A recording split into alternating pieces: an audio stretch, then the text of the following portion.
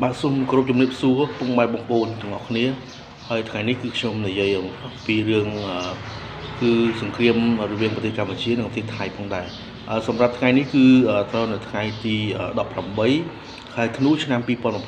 ម៉ែបងប្អូនហើយសាច់រឿងថ្ងៃនេះគឺឃើញថាសារព័ត៌មាននៅក្នុងស្រុករបស់យើងនៅក្នុងប្រទេសរបស់យើងបានចុះផ្សាយអំពី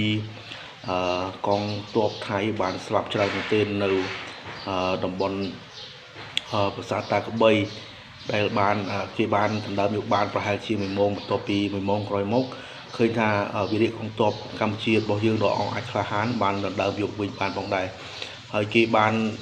កងទ័ពសៀមនឹងបានទៅដល់ទង់ជាតិនៅលើប្រាសាទតាក្បីផងដែរប៉ុន្តែមិនបានប៉ុន្មាន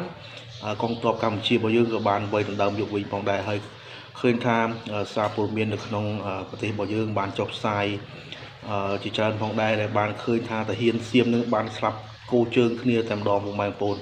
នេះហើយគឺជាលទ្ធផលនៃការឈ្លានពានទឹកដីប្រទេសកម្ពុជារបស់យើងទាំងអស់ខ្លួននឹងហើយពុកម៉ែបងប្អូនហើយនេះគឺកុំចេះទាហានពុកម៉ែបងប្អូនទាហានគឺដឹងតែចប់ហើយសម្រាប់កងទ័ពថៃហើយថៃគឺស្លាប់ច្រើនមែនទែនពុកម៉ែបងប្អូននៅប្រាសាទតាក្បីដែលបានកងទ័ពកម្ពុជារបស់យើងបានបាញ់ BM21 ចូលទៅលើកន្លែង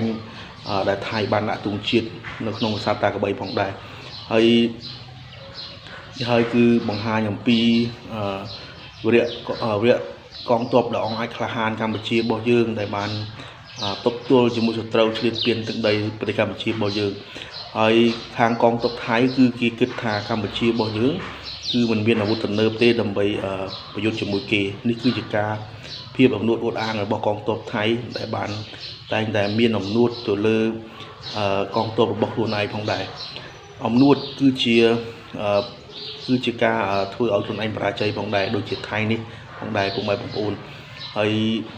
រាជកងទ័ពរបស់យើងបានការពារទឹកដីរបស់យើងយ៉ាងរឹងមាំផងដែរសម្រាប់ការប្រយុទ្ធគ្នាការធ្វើសង្គ្រាមលើកទី2នេះផងដែរពុកម៉ែបងប្អូននឹងឲ្យពុកម៉ែបងប្អូនដូច្នេះហើយយើងត្រូវតែទុកចិត្តទៅលើវិរិយភាពដ៏អង្អាចក្លាហានរបស់កងទ័ពកម្ពុជារបស់យើងនិងទុកចិត្តទៅលើរដ្ឋាភិបាលកម្ពុជារបស់យើងដែលបាន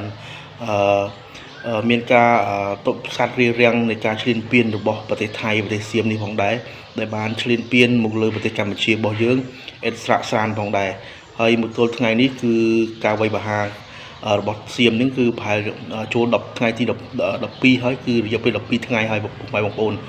ដូច្នេះហើយឃើញថាស្ថានភាពថ្ងៃនេះសម្រាប់ថ្ងៃទី18ខែធ្នូឆ្នាំ2025នេះដែលខ្ញុំបានធ្វើវីដេអូនេះគឺម៉ោងប្រហែលជាម៉ោង8ហើយគឺស្ថានភាពនៅខាងឃុំសឹងស្រុកអូជ្រៅខេត្តបន្ទាយមានជ័យរបស់ខ្ញុំគឺស្ងប់ស្ងាត់ព្រោះថាខ្ញុំនៅជាប់ជាមួយអូបេជន់ដែរប៉ុន្តែនៅក្នុងពេលវេលានេះឃើញថា